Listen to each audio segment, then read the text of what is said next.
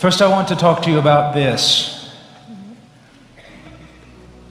When we look at Romans 1:16, we understand that Paul was not ashamed of the gospel.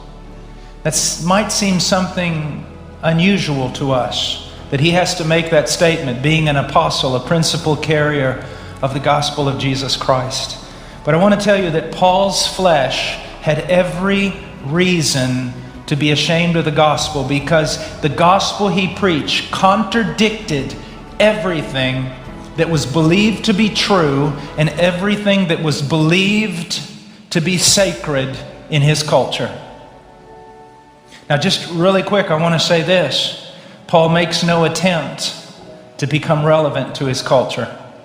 He makes no attempt to make treaty with his culture, adapt his message to the culture, repackage his message, or any of the other nonsense that's become so prominent in the evangelical community today.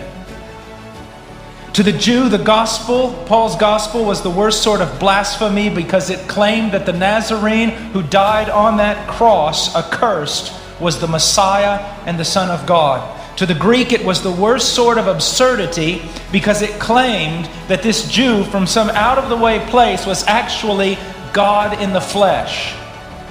Therefore, Paul knew that whenever he opened his mouth to speak the gospel, he would be utterly rejected and ridiculed to scorn unless the Holy Spirit intervened and moved upon the hearts and minds of his hearers.